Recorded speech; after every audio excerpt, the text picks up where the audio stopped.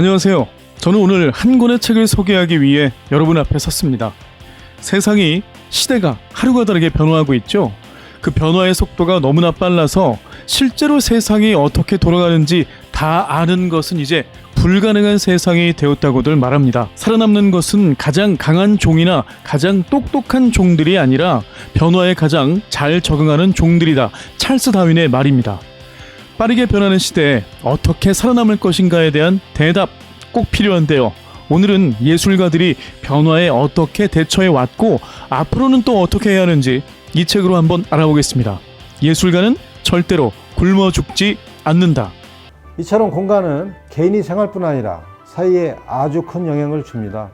공간이 바뀌면 생활 방식도 달라지고 사고도 달라집니다.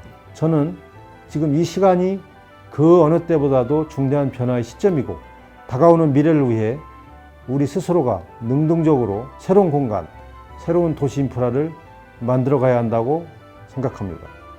이가 되실 때 이 책과 함께 미래로의 시간 여행을 떠나보시는 것을 적극 추천합니다. 유튜브 검색창에 똥막대기 마음공부라고 검색을 해보시면 그러한 방법에 접할 수 있습니다. 나는 한동안 세상의 모든 짐을 스스로 짊어진 사람처럼 우울했고 자기중심적이었다. 다른 사람들을 마음속 깊이 받아들일 용기가 부족했다. 고요함을 유지하기 위해 늘 긴장했고 깨어있는 사람처럼 보이기 위해 타인을 의식했다. 그런데 어느 순간부터 조금씩 변하기 시작했다. 나는 그 변화의 계기가 바로 다른 존재들에 대한 관심에서 시작되었다고 본다.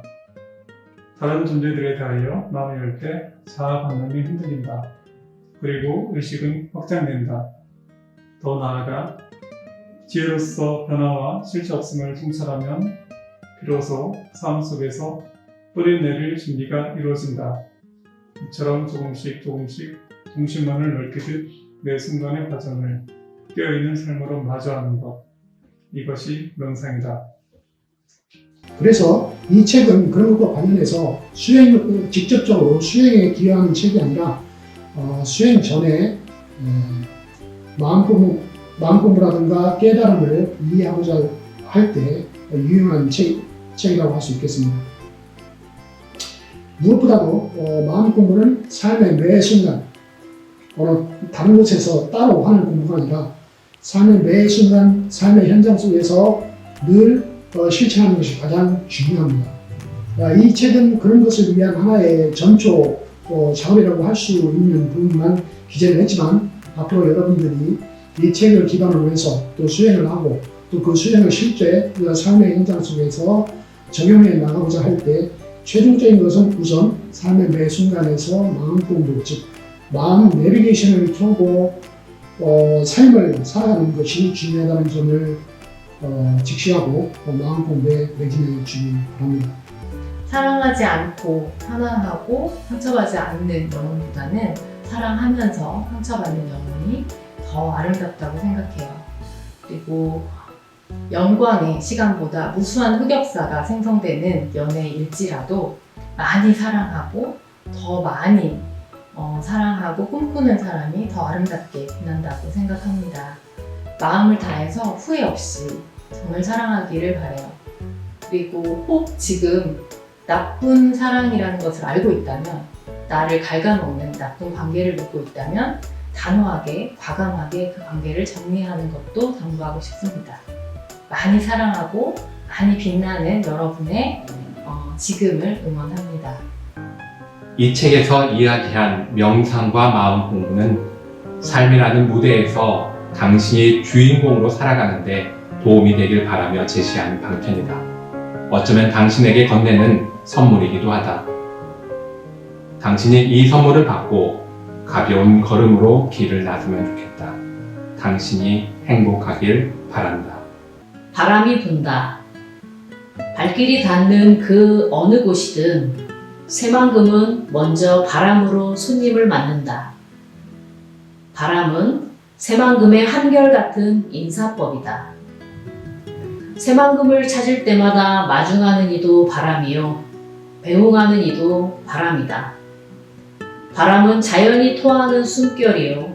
자연이 인간에게 들려주는 이야기다. 오늘은 바람이 들려주는 새만금의 속내를 들으러 옛 금만 땅을 걷는다. 어떠셨어요? 마음이 깃든 새만금 풍경, 그 새만금의 풍경 속으로 여러분들도 들어가 보고 싶지 않으신가요? 여러분이 새만금에 대해서 관심을 갖고 또 애정을 갖고 여러분의 이야기를 만들어 가는 만큼 우리의 새만금이 훨씬 더 아름답고 풍성한 사람 사는 이야기로 채워질 거라고 생각합니다. 공자의 논어는 우리가 마음 공부의 길을 가는 데 있어서 참 큰 도움이 되는 길입니다.